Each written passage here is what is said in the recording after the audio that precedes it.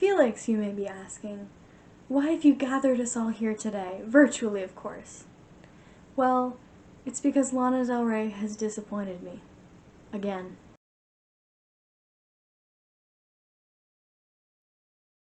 A couple of you in the commentary YouTube side of YouTube will probably maybe remember Lana's post from 7 months ago where she talked about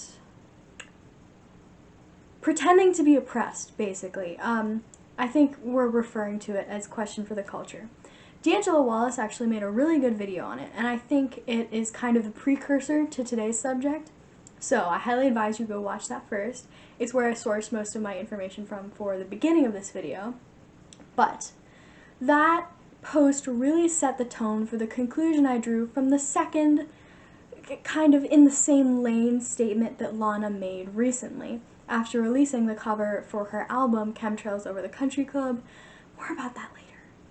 Okay, so first I want to talk about the original statement that Lana made 7 months ago and that D'Angelo Wallace covered.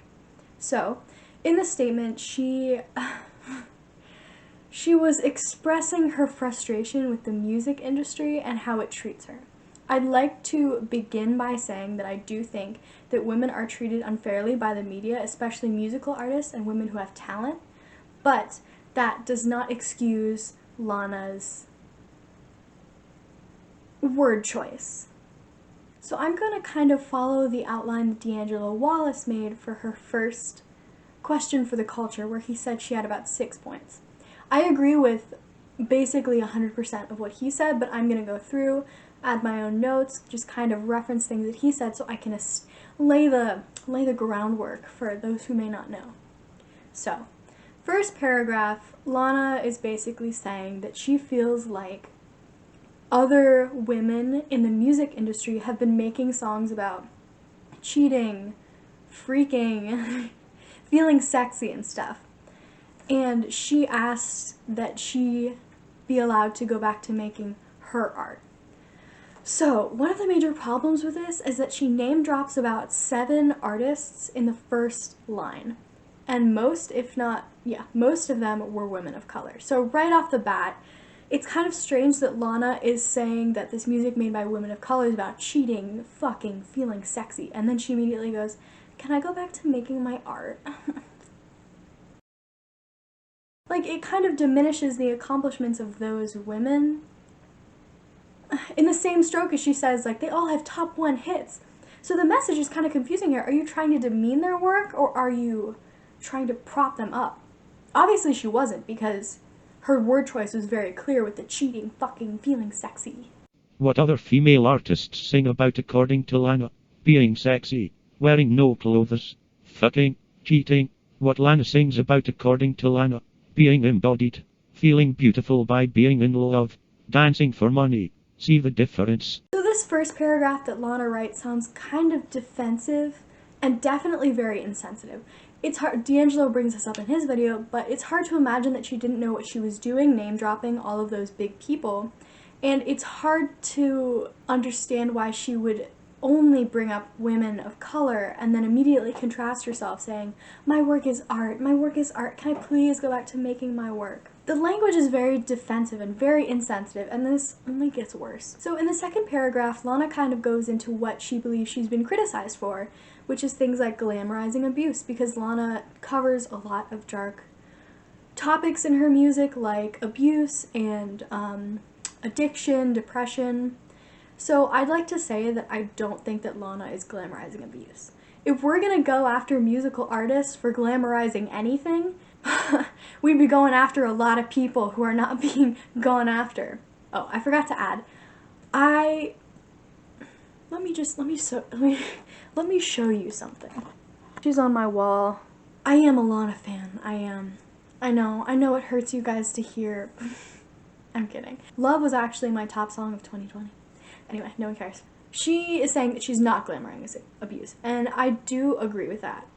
She explicitly has said a couple of times that she knows that the things she's singing about are not healthy relationships or good relationships. She acknowledges that they were bad and bad for her and bad for the people involved. So I really don't think it's glamorizing it. I do think that she contrasts beauty and opulence with terrible things, and I do think that's intentional because it's been persistent for so long in her work, but I do think she's an intellectual enough woman to separate those things and not glamorize them. And then she goes on to say that people of culture are detriment to women's rights and set women back thousands of years. This I also disagree with. She's allowed to play, as she calls them, passive or submissive roles in relationships. And I don't think that she is setting women back thousands of years by choosing to play that role in her relationships. I also don't think that her more traditionally feminine presentation is oppressing women.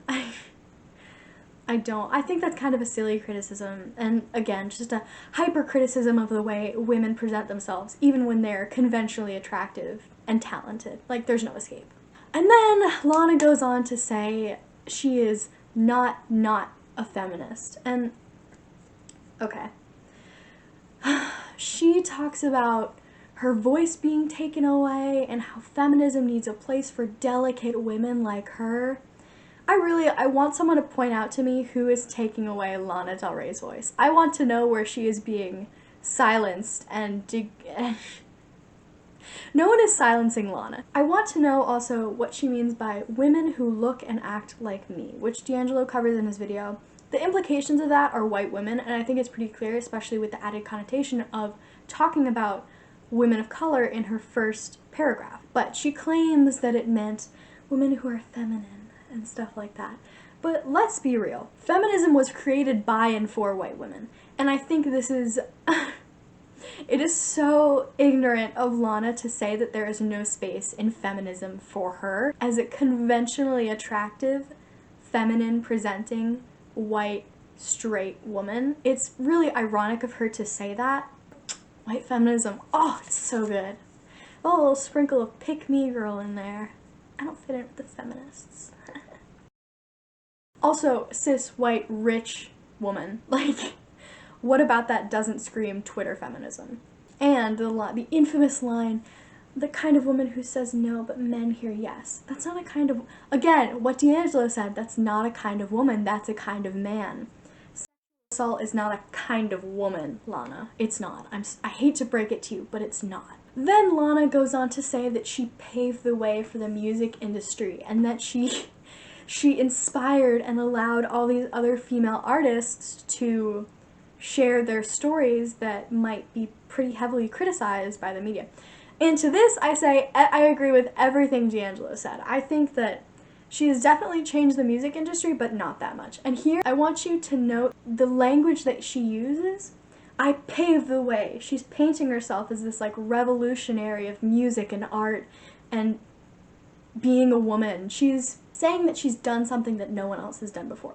I think it would be very difficult not to find women singing about feeling happy in passive, submissive roles. Like, a lot of music was about that.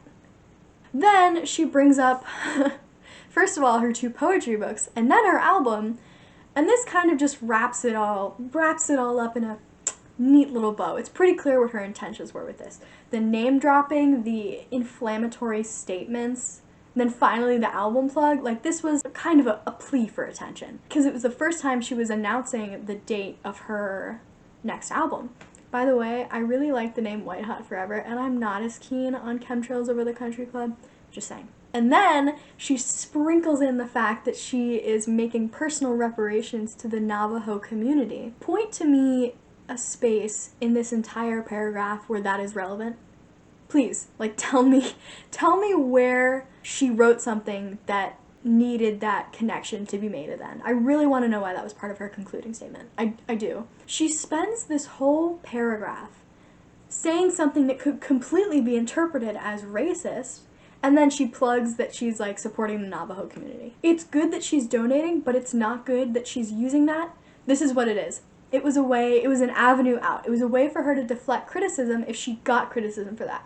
Because she can say, I'm not racist, I donate to the Navajo community.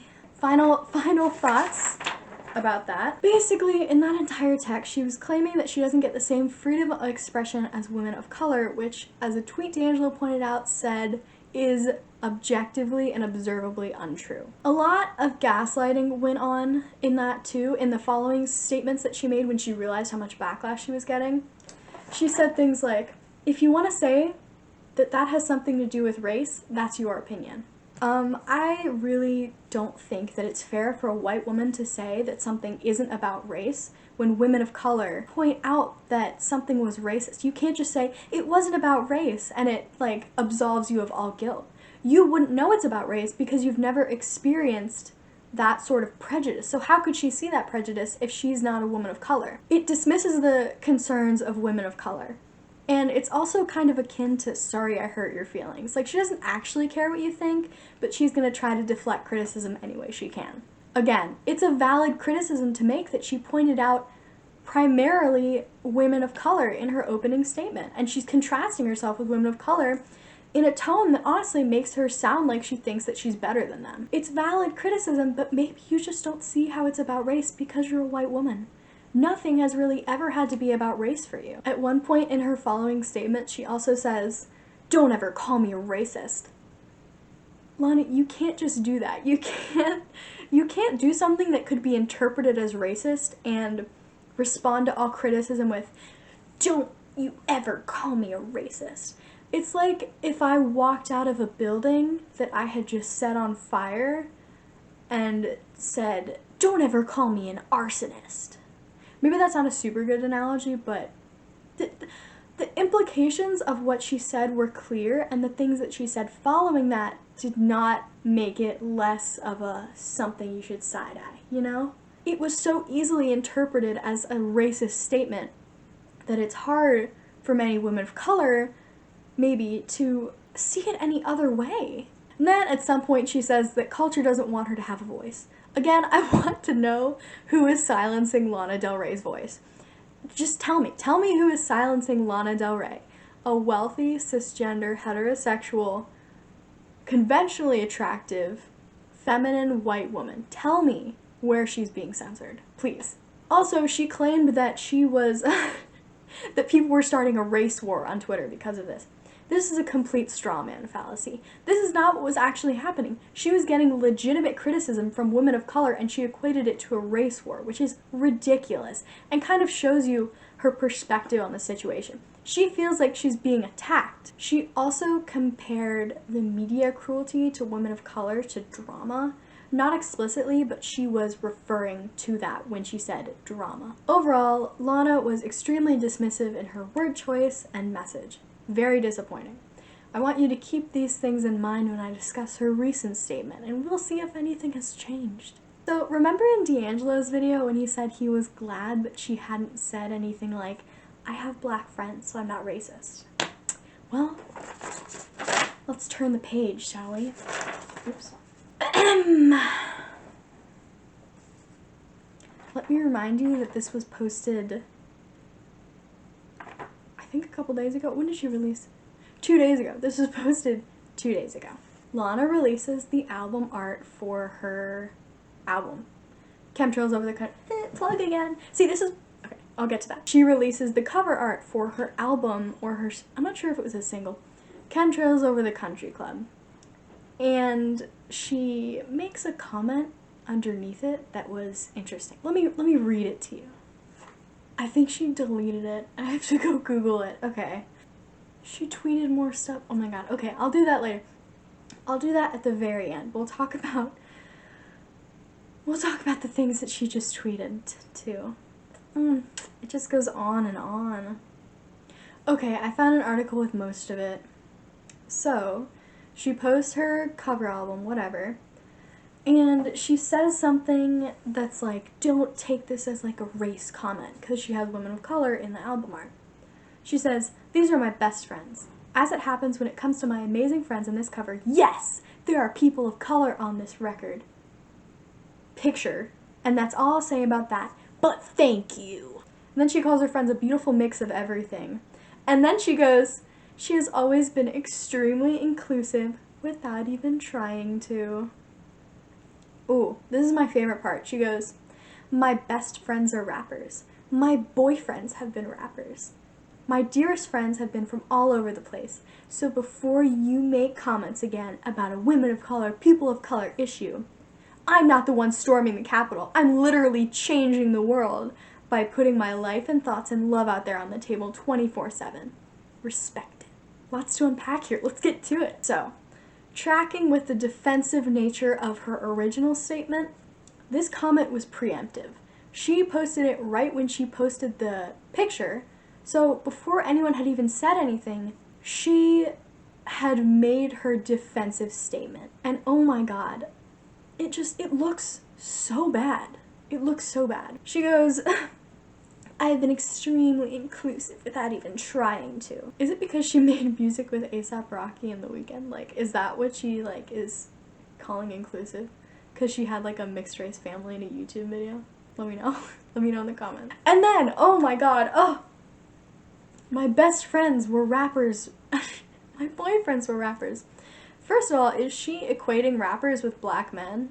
Like, and right, her rapper boyfriend, G-Eazy. And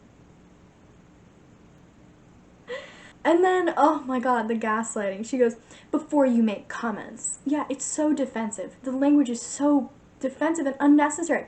I honestly think if she had posted this album cover, of course she would have gotten criticism because women get criticism for literally everything. But I think that people would have appreciated that she had women of color on her album cover. I think if she hadn't have pointed it out, see, I do think it would have been much more well received than it has been. I think she shot herself in the foot with this comment. And then she tries to compare herself to the people storming the Capitol. You know, terrorists. At least I'm not doing XYZ does not negate the bad thing you're doing. And by trying to draw attention to that instead of real criticism is really problematic. It reminds me, you know when Jeffree Star was like, Breonna Taylor still has no justice. Pointing out something else bad happening does not make the bad thing you're doing any less bad. It just shows that you're not sorry if you deflect like that. And this is what this was. It was like deflecting. Let's remind ourselves of when she said she paved the way for women to talk about taboo subjects. She goes, I'm literally changing the world. This highlights a side of Lana where she thinks that she's a revolutionary. And to be fair, her music influenced the alternative style in a huge way. I'm literally changing the world. Lana, nothing you're doing is revolutionary. And then her final line, respect it. The language is so, if you want to analyze it here, let's go into that. The short, snippy way that she does respect it. And the period right there, it's like a full stop. It's a full stop. She's not inviting any response to this.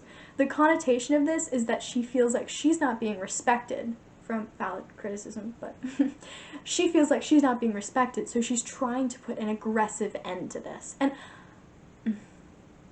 I'm sorry, what she is doing is the epitome of white feminism. Plus, the way that she does this when she's coming out with new music or a new book of poetry or announcing something like we saw with her announcing the 2 new poem books and the album, it seems like a plea for attention or relevancy or some kind of limelight on her.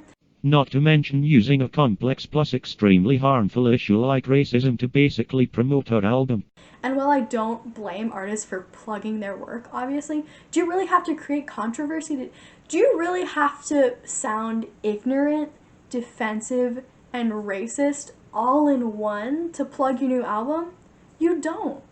It's so unnecessary, and frankly, I am just really disappointed. To get more disappointed, let's look at some of her recent tweets. Oh my god. Also, she said something along the lines of, God, what was it? She basically said that she thought Trump didn't mean to incite the riots, and her explanation for that is she thinks that Trump is so significantly impaired in his judgment that he didn't understand the consequences of his actions. I think that there might be a little bit of that in Trump's brain, but I also think that the way she phrased it was so poor. And the track record with 7 months ago, question for the culture, and this, and then saying she didn't think that Trump meant to incite the riots, it's all coming together and painting a very unflattering picture of Miss Del Rey. I think we can all agree that her PR team is lacking. Oh god, and she posted a video. It's 4 minutes long. I don't have the energy to read that. I'm sorry, guys. She posted this tweet. Do you see that? Is it gonna focus? No. But I need you guys to see that with your own eyes before she deletes it. She goes, "A woman still can't get mad, right? Even when a mob mentality tries to asterisk incite." Lana Del Rey is demonstrating a pattern of deflecting her valid criticisms onto the fact that she's a woman and she's so fragile.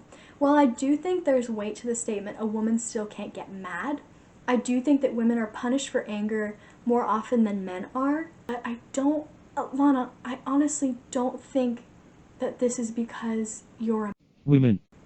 I think some of the strength of the backlash you've been getting, and maybe some of the degrading comments about your body, may be because you are an angry woman. Yeah, she can be an angry woman, that's fine, it's not a bad word. She is an angry woman right now. And I do think that women's anger should be respected when it comes from a not racist place. Also, again, comparing people criticizing her to a mob inciting something, it's so tone deaf and it's so ignorant, and I'm really disappointed in the message that Lana's conveying right now. That's the bottom line. I'm really disappointed in her because honestly, I have a lot of love for her and her work, and I'm excited about her upcoming album, but the image that she is portraying right now is not good. It's really hurtful, especially with the climate, with the riots and her comparing herself to it's too much. And I'm honestly kind of debating, like, if I should even keep supporting her, because this is not the type of person I want to associate myself with, even as a fan. You really learn what people are like by the type of people that they look up to. And I don't know if I want to continue openly giving her my money and my, like, streams if she's going to continue acting this way. Oh god, I saw this really good comment that was like, I think Lana Del Rey is a woman who's been mistreated by men and thinks that it's okay, and thinks that people telling her things that she did wrong is an attack when it's not. And I completely agree with that. She is extraordinarily defensive for a 36-year-old woman. And it's kind of sad to see. Like, if she can't handle people saying that she has been racist and try to atone for that, I really don't know how much farther she will find such acclaimed success. I think that that kind of attitude is really going to hurt her in the next few years. I do. Hopefully. I mean, I think that we're all growing more socially conscious, and Lana is not keeping up with that at all. I'm really debating it, guys. I don't know. I don't know if I can subscribe to that anymore. I keep looking at her poster on my wall asking for guidance. I don't know. It's hard. Anyway, closing statements. Lana Del Rey has demonstrated a really ignorant and tone-deaf way of conveying herself, which is ironic since she's one of the most acclaimed lyricists of our generation. And I really just hope that she kind of pulls herself together, because this is not a good look. Very messy, very inflammatory, as D'Angelo said, and it really does seem like she's doing this on purpose. Overall, very disappointed. We'll see. Anyway, thank you guys for watching. I'll see you later. Leave your comments down below. I love hearing your thoughts.